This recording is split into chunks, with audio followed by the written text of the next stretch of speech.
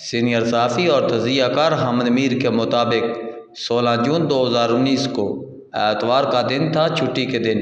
سرکاری دفاتر بند ہوتے ہیں، صرف کسی ایمرجنسی کی صورت میں کوئی سرکاری ادارہ حرکت میں آتا ہے۔ اس دن بھی کوئی ایسی ہی ایمرجنسی تھی۔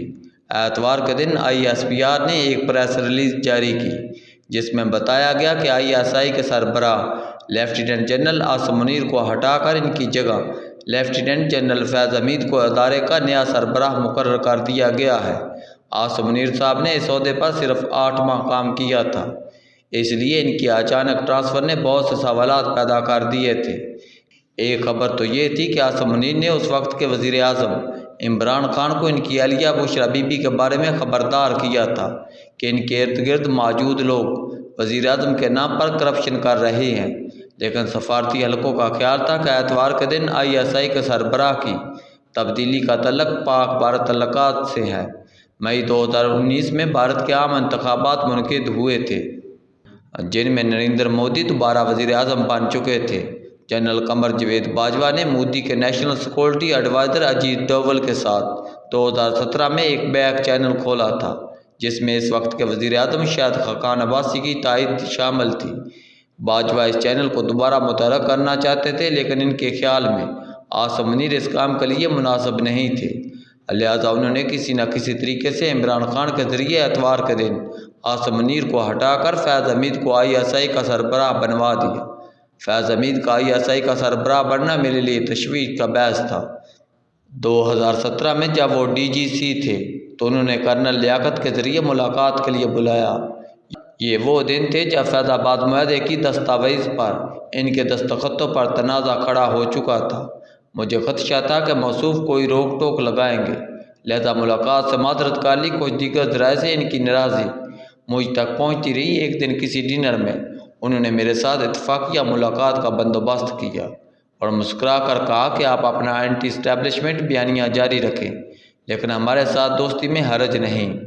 اس جملے نے مجھے مزید محتاط کر دیا۔ میں کسی شوق یا فیشن کی وجہ سے اسٹیبلشمنٹ پر تنقید نہیں کرتا، بلکہ کچھ وجوہات کے باعث تنقید کرتا ہوں۔ چند ہی دن گزرے تھے کہ میں نے پارلیمنٹ ہاؤس میں آصف علی زرداری کا انٹرویو کیا۔ یہ انٹرویو نشر ہونا شروع ہوا تھا کہ دباؤ ڈال کر بند کرا دیا گیا۔ BBC اور الجزائر سمیت کئی غیر ملکی ذرائع ابلاغ مجھ سے پوچھنے لگے کہ یہ کیا ہوا۔ وفاقی وزیر اطلاعات اور پیمرا نے کہہ دیا کہ انہیں کچھ معلوم نہیں۔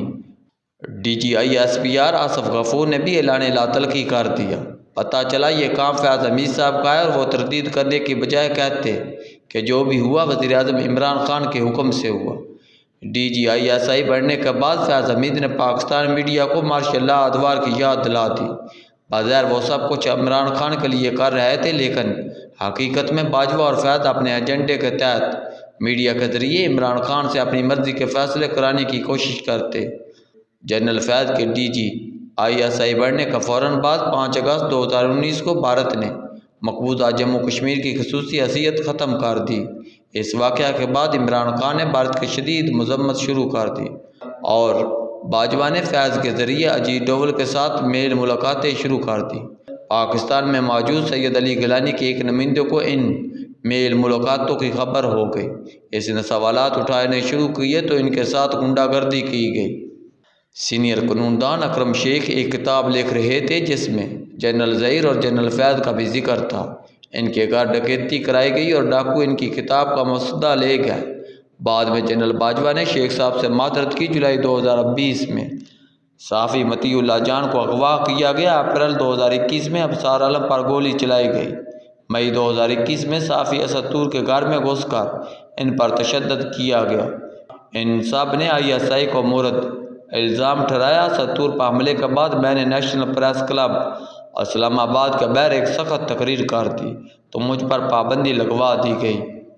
پابندی کے بعد میں نے واشنگٹن پوسٹ اور DW اردو میں کالم لکھنا شروع کیا تو فیض حمید نے 3 مختلف ذرائع سے پیغامات بھیجے کہ اسد طور پر حملے میں ان کا کوئی ہاتھ نہیں۔ میں نے جواب بھیجا کہ آپ ملزمان کو پکڑ لیں کیونکہ وہ CCTV کیمروں میں نظر آ رہے ہیں، معاملہ ختم ہو جائے گا۔ ایک دن کچھ صحافی دوست میرے پاس آئے اور کہا کہ اسد طور پر حملے کرنے والے ملزمان پکڑے گئے ہیں، اب آپ فیض صاحب کے ساتھ معاملہ طے کر لیں تاکہ آپ پر پابندی ختم ہو جائے۔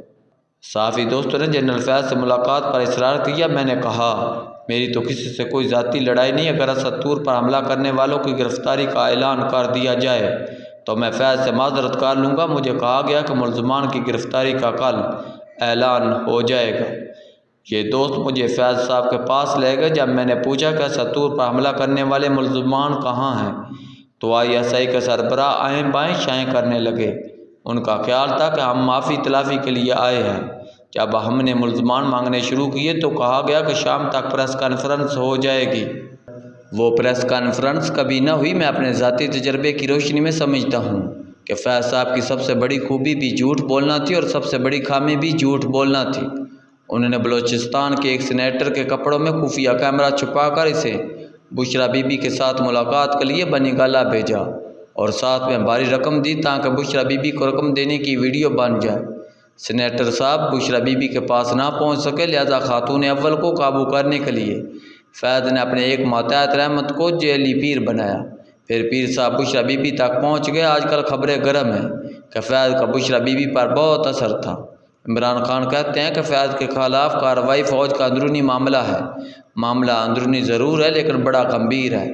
خان صاحب فیض کا دفاع نہ ہی کریں تو بہتر ہے، کیونکہ فیض کے متاثرین کی ایک بڑی تعداد ان کے ارد گرد موجود ہے۔ جب فیض کے پاس طاقت و اختیار تھا تو انجمن محبان فیض میں چاروں صوبوں کے سیاستدان شامل تھے۔ ایک بلوچ سیاستدان کو اسلام آباد میں علی شان گھر کا فیض بھی ملا۔ اب محبان فیض کی جگہ انجمن متاثرین فیض نے لے لی، جس میں ملک کے صدر اور وزیر اعظم سے لے کر چیف جسٹس اور آرمی چیف بھی شامل ہیں۔ فیض نے ان سب کے خلاف جھوٹ بولا۔ فیض کے احتساب کا مقصد صرف انہیں سزا دلوانا نہیں بلکہ پاکستان میں جھوٹ کے راج کا خاتمہ ہونا چاہیے۔ جو کچھ فیض کرتے رہے، کیا ان کی گرفتاری کے بعد وہ سب بند ہو گیا ہے؟ انجمن متاثرین فیض کو چاہیے کہ وہ سب کچھ بند کر دیں جس کے ذریعے فیض نے پاکستان کو نقصان پہنچایا۔